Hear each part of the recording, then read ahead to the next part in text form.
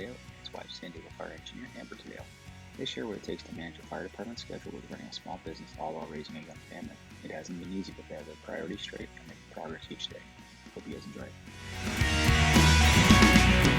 All right, hey Tony and Amber, welcome to the bullpen. Thanks for meeting me. Thanks so much for having us. I was saying it's we've come a long way. Think about from when we were all paramedic school together and fire academy, and here we are now zooming together. Yeah, no, exactly. We'll dig into all that stuff in your guys' first alarm, but no, we have come a long way from way back in the day, and I'm really anxious to share that story with everybody here. But before we get into that, you guys are looking great. How has the pandemic sort of changed things in your guys' lives? Well, it's changed a lot because we've had to, just like everybody else, adapt and overcome, really. We have a 9-year-old at home who is essentially doing homeschooling. And not only are we now firefighters, business owners, but we're teachers. And that's a little bit difficult, but we're just trying to keep a positive attitude, just like everybody else, and try to move forward and make sure that we're doing the right thing for each other and for our daughter. It's definitely changed business, that's for sure, how we've approached our side of what we do outside of the fire department. But again, it's like everything else. You find what everyone needs during a time of having to stay at home and not have to be together, and you make it work. So yeah, for sure. I talked to a lot of our folks about this exact same thing. Is like, we didn't ask for any of this, but we're all in the same boat. We're all trying to pull together, and we will get through it as long as we just keep grinding, keep going step by step. But I want to dig into your guys' story and let people know who exactly you guys are. So you guys ready to go? Let's do it. Cool. Well, here comes your first alarm. As you guys will well know, San Diego Fire Department first alarm assignment consists of 4 engines and a truck, but here at the FIREhouse, I'll ask you 4 questions. You give us 1 piece of advice. You guys ready? Ready, let's do it. All right. So, when you're first in, you got to give a size up, and that's who you are, where you work for both of you, and how long you guys been doing it. Okay. So I'm Tony Taddeo. I work down in southern part of San Diego, close to the Mexican border, and I've been on the job for 14 years. I'm Amber Taddeo. I've also been on the job for 14 years. Tony and I actually started in the same academy with Kyle, best academy ever. And I pretty much work in the middle of the city. It's called the Midway District. It's close to the beach, basically. Yeah. Right and on. I drive fire engine, so I'm a fire engineer. Tony's a fire captain. Awesome. Yeah. No. Yeah. The 67th Amber was certainly the best. That's not up for debate, and it's not for everyone, right? It's not for everyone. Some people attempt it, and they managed to squeak by in another academy, but it's not for everyone. But that's okay. I didn't bring you guys here to talk about the academy or paramedic school back in the day, as I'm sure Tony will happily avoid talking about, but more about your guys' story. And I want to just go for it and find out, because looking at you guys here today, it from the outside looking in, it looks like the picture of success. It looks like what a lot of people think of as success, and I want to just know. Or if you guys are willing to share what your background in financial literacy was before coming on the fire department. Mine was, I've been in sales pretty much all my life. Even as a kid, I asked my dad to do a yard sale so I could make some money. And so he'd grab a bunch of stuff and put it out there, and I'd make $5, and I was super stoked on that. I was always in retail, and then I finally got into the mortgage business. I was a loan officer for a few companies, and I did really, really well. It was kind of the time where there was high interest rates, high origination fees, but everyone had debt, and it made sense for people. And then I finally realized that I wanted to become a firefighter, so I thought, hey, I'm going to become a loan processor and have a little bit more time. And if you know a little bit about the business, it was actually the opposite. I worked with more than 10 loan officers, but I was very organized. I made sure that they were all taken care of. And then I would drive 3 hours away from Carlsbad, which is North County in San Diego, all the way to an East County fire station called Mount Laguna Fire Department. And that's where I started as a reserve. So I would work early in the morning and take care of all the financials with my loan officers. And then I wanted to become a firefighter. And the reason why I wanted to become a firefighter is because the loan business at the time was not fulfilling for me. I felt like it was at the time a little shady. The origination fees were very high. The interest rates were really high. And it was all about basically, making sure that you made as much money as possible. And the problem back then is I was super young. So I didn't take advantage of, being smart enough to save a ton of money and make it worth my while, basically. So that's pretty much where I started from in the financial business. And here I am today as a firefighter. So right on. That's cool. It's funny, Amber, is I hear that a lot from our people that I bring on the morning meeting, is that story of having to grind it out, like not feeling fulfilled in whatever life you had before this, but really having to like suck it up and make it happen. Driving 3 hours to go to a volunteer fire department, just trying to build your skill set, trying to build your resume, is something that like people really underestimate. That grind, that hustle is so important. And not only just getting on the fire department, but then making things happen in your financial life or in your personal life or whatever. You have to put in the work to find success like that. Tony, what about you? What was your history before you came on? So mine's similar to Amber's, is to where I still don't know a lot about anything that involves money. My family owns a financial firm. They do a lot of taxes and investments with firefighters. And so you would think that I would have picked up something along the way, but I had just had zero interest until I got hired. And then I realized, wow, there's a lot to this paycheck. There's a lot to our retirement and investments. And I had no idea. And I'm still, I hear thinking like a lot of people, we still are trying to figure it all out. But having Amber and her background has helped us when we're going to buy a house, when we're going to make financial decisions. I've grown a lot over the past 14 years we've been on the job, understanding our retirement system and where we stand financially in retirement. I still have a long way to go. I still don't know it all, that's for sure. But having someone as a partner who does what she does or what she did before she came on the job has really helped me grow. So I'm thankful for that. Yeah, for sure. It's funny, man, hearing you say, you had your folks in the financial services business, but you weren't ready to hear what they had to say, man. We go through that a lot with my kids in sports or soccer specifically. Like I could tell them one thing, the exact same thing, the way the coach says it. And they won't listen to dad, but they will listen to coach. And it's that funny old saying, like when the student is ready, the teacher appears. And it sounds like while you had all these resources available to you, you weren't ready to learn it. You weren't ready. It didn't like hit home how important it was until later on when you're like, oh, there actually is a lot to this retirement thing, to our paycheck, to learning all this stuff, to trying to take out a mortgage or whatever. So having Amber in your corner and then having your folks is probably a pretty good place to start.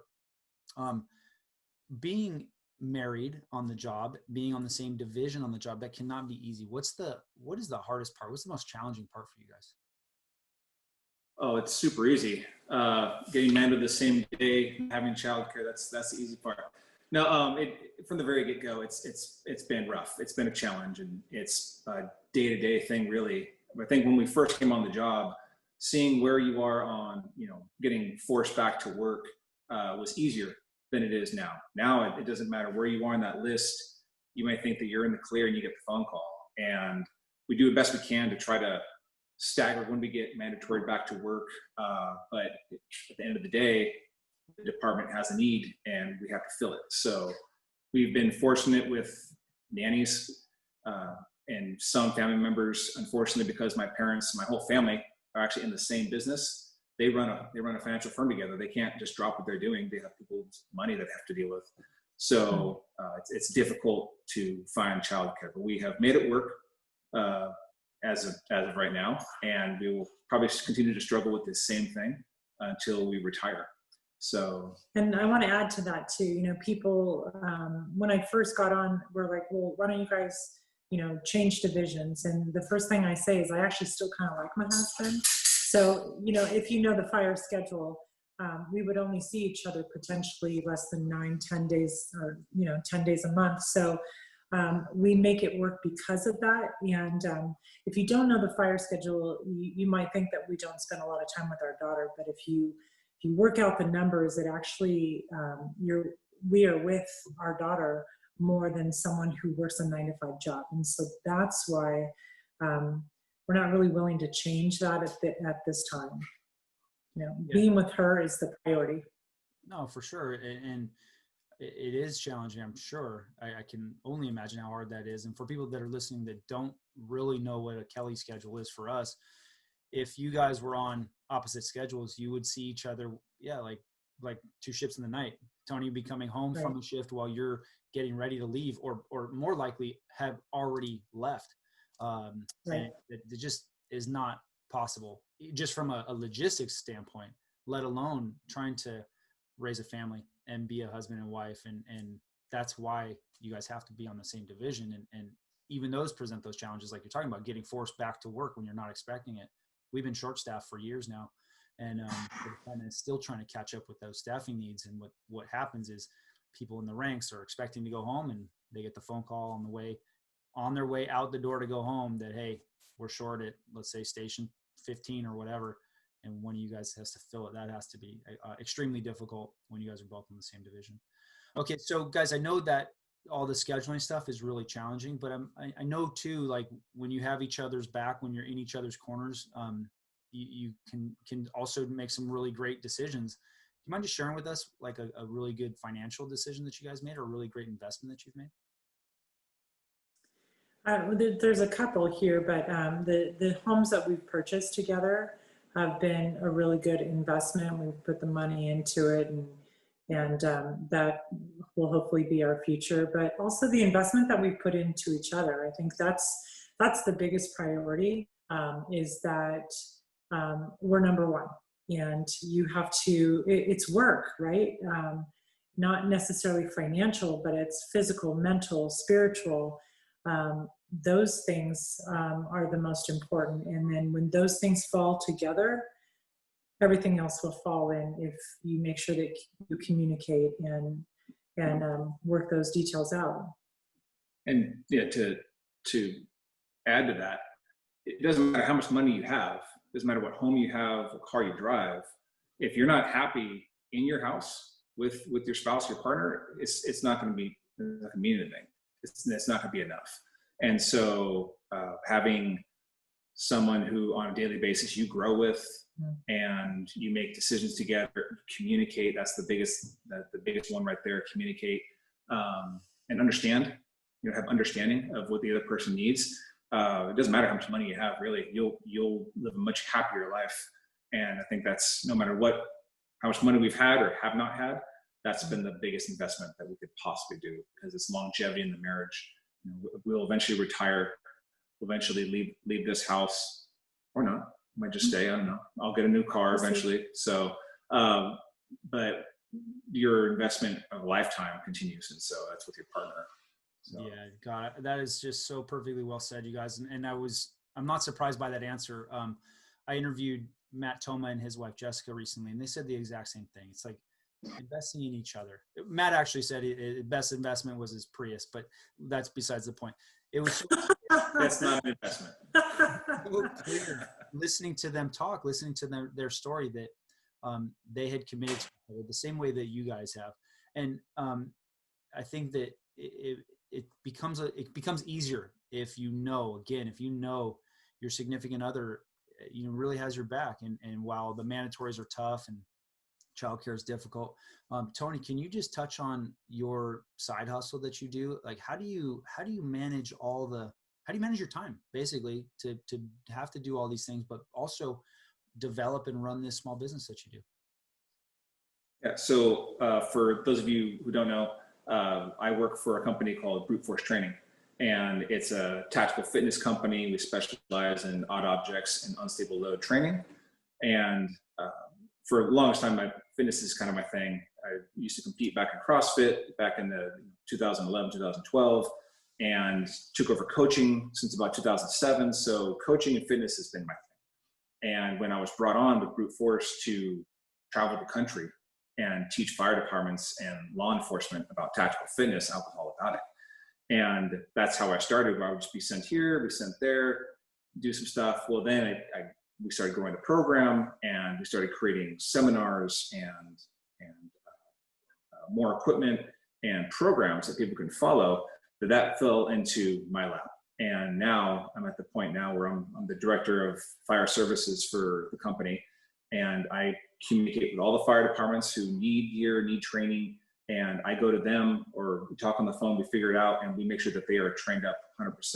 Talk about like Coast firefighting, East Coast firefighting, it's much different fitness standards, correct? So having to work with what they need and create more of a wellness plan has been the big thing. And ever since COVID hit, that derailed all of my in-person training. And it's like, I was lacking. I wasn't training anymore. Now I've gone almost virtual with whether it be Facebook or just online platforms to help people with their fitness and create more programs that people can follow, and coaching them online. And so that has been able to help sustain and actually grow even more now. What I was doing in the early 2000s or 2020 it's 4 times turned over since then. So it's been a great blessing in disguise having COVID-19 hit my business. But at the same time, when we were able to go back to in-person training and traveling again, all this is going to just compound on itself. We'll be able to get back and give people what they need, which is good fundamentals and good training, good wellness, and again, continue to expand our business. And if I can say something too, for him, it's not necessarily about the money, it's the passion that he has for it. And so therefore, I think that's what makes him successful. I mean, you can be really good at something, but if you don't have a passion for it, I think you're lacking in the ceiling of success. So that's what makes a difference. And also with that, Kyle, your side hustle, it might fall flat on its face the first time you try it, right? Mm-hmm. And then you try it again and it falls flat, and you fall flat on your face. And so it's finding what you're passionate about and not letting it go, and continue to again, grind it out until you're at a platform or an area to where you're being successful. And when you're making money doing what you're most passionate about, you don't even look at the paycheck. You're just happy. You know, I feel bad for those who have a side hustle or a job who they're just not happy. They probably wake up not happy, and they go to bed not happy. To wake up and know that I'm going to go out and help someone, not either on the job, but with their fitness or their wellness, that's what I love. And that's what I've been doing since 2007 with coaching. And so, yeah, it's been awesome. Yeah, a great blessing. That's so cool. That sounds a lot like financial freedom, man, where you're not having to rely on the income from the brute force fitness to pay the bills, right? You guys have both you have steady incomes, and you can do something that you really love that fulfills that other part of you that you're not getting elsewhere. Man, that's the goal that everybody should be striving for. And the part about, getting knocked down with COVID or whatever else, but brushing yourself off and getting back up. It's like, it's not how many times you get knocked down. It's just how many times you get yourself back up. That's the key, right? That's the process in finding success. I love that undercurrent that I'm hearing in your guys' story, man. It's just so cool. So you kind of said, you touched on what exactly brute force is, Tony. Can you just go into it a little bit more? Like, it's odd objects, it's awkward movements, and on all this sort of stuff. Like, for me, that's pretty obvious why that would apply to a firefighter. But maybe if somebody's listening, it's not that familiar. How would you design a program for somebody? So if you don't understand what the fire service is, you don't know what the next call is going to be. You don't know what the day is going to bring. You have no idea when that tone goes off, what exactly you're going to be going to. It's dynamic. It happens in a split second. You're asleep at 2:00 in the morning. You wake up and you are fully ready to do whatever it is you have to do. So it's mental and physical conditioning. And in the fire service, there is no single thing that is a perfect square. Service is an odd object. Okay, pulling hose is odd. It's not normal for someone to do that. Carrying the equipment we carry is always off-centered. And so if we take that concept of an odd object, an unstable load, and we train our bodies with that, our bodies will be more attuned for when we have to, the drop of a hat, not even warm up, just go straight into hiking up a hill with a hose pack and chasing a fire with tools in 100-degree weather. Your body's gonna be more attuned for that. And that's the whole point of what brute force does, is to train accordingly for what your job is, for what you have to do to stay alive. And so taking that concept, and that was really quick, Kyle, but taking that concept and applying it to fitness and what we do, brute force, is when you see it and you're a part of it and you get your hands on it, you understand. And it doesn't take very long for someone to understand why training with unstable load and odd objects is so important, because it's the strength, the stability, or instability, as a word that your body has to react to, is what we do on a medical aid when we are picking someone off the floor stuck between a wall and the bed, or if we have to be crawling into a house with a hose line with 100 pounds of gear on us. All of that translate to the training you do at brute force. So, and the same thing with law enforcement and military, and all of that we do in the tactical arena, which is the fire service and law enforcement, is completely applicable. Oh, that's cool. My next question was going to be, what would one resource be for firefighters, first responders out there looking towards getting on the path towards financial independence, or just maybe starting a small business or getting into the real estate industry like you guys have? What would be one resource for them? I guess, maybe it's going and looking up brute force for the fitness piece. But let me just leave it up to you guys. I would say, if you're looking for a side hustle, something to supplement your income, something to give you more financial freedom, you need to find what you love to do. You need to find your passion, okay, what your why, so to say. Because what I'm most passionate about is not exactly Amber's passion, and she's been successful in what she's done as well. But finding what that is, and then not losing your focus on when it doesn't go right. Because I'll tell you this: before brute force, I was in nutrition, and I was doing very well with nutrition and helping people with their diets and online coaching with that as well. And I loved it. And then things changed, and I just never got my feet back underneath me, and I lost my focus, and I lost my drive, I lost my why. And that hurt, because that was a big part of what I did every day. Phone calls, emails, text messages, I was on the go all the time. And she was helping people as well with their stuff. And I lost my focus, and then I lost everything. I lost my whole business. And I was like, I don't even have it more. I just lost it all. And then when I found brute force, where they found me, I knew for a fact that this was what I need to do. This is what I want to do, and I love to do. I'm not going to lose my focus, because one, I love it. I'm having a great time doing it. I don't see myself ever stopping it. Two, it's helping create more financial freedom for me and my family. And three, I feel that with what I do, I am a role model to other people to strive to better themselves. And it's something that I always used when I was competing back in CrossFit. I wrote it on my whiteboard. It says, be a better husband, father, then athlete. So I can't be the athlete I need to be if I'm not the father I need to be. I can't be the father I need to be unless I'm the husband I need to be. And so I take kind of that same thing, be a better husband, father, business owner. And if you keep that in focus, then you will find what you love, and you will be successful at it, because you understand what you have to do to be successful. And two, it's not going to be work. It's going to be fun, But also, failures lead to success, right? We're not successful if we don't have failures. And that's what we need to remember, is one, to be humble, remember where we came from, and know that just because you fail doesn't mean that you're a failure.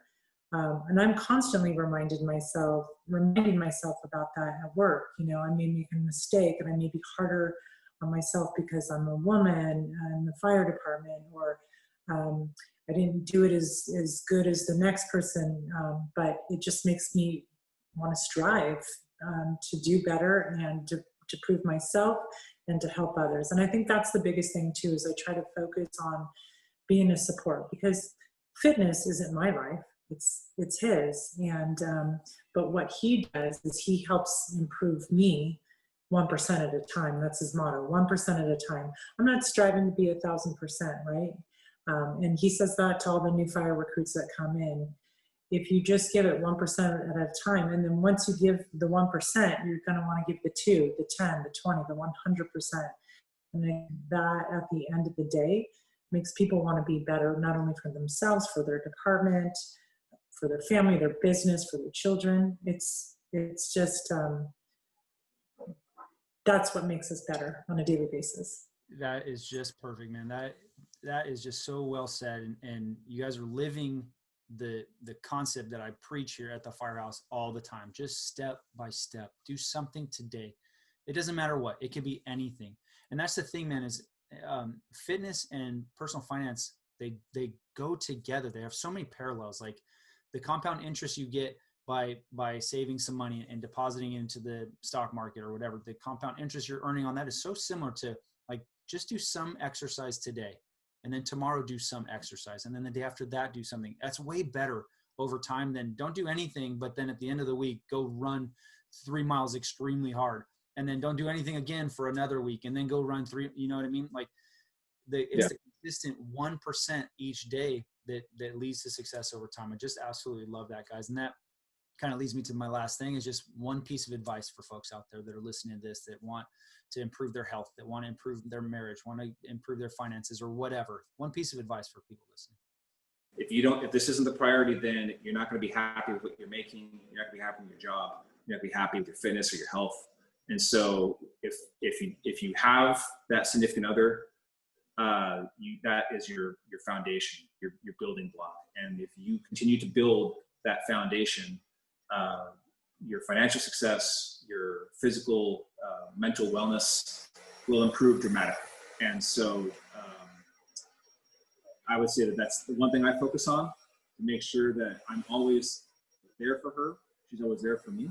And that whatever I'm doing, it's to make us more successful and better our family. My thing is, just remember where you came from.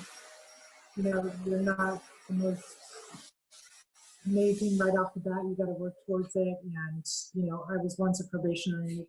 I was once in the academy. I had to work towards getting out of the academy. I had to work towards being on probation. I had to work towards becoming an engineer. I have to work towards being a better mom, being a better wife, being, you know, better supporter, being a better friend.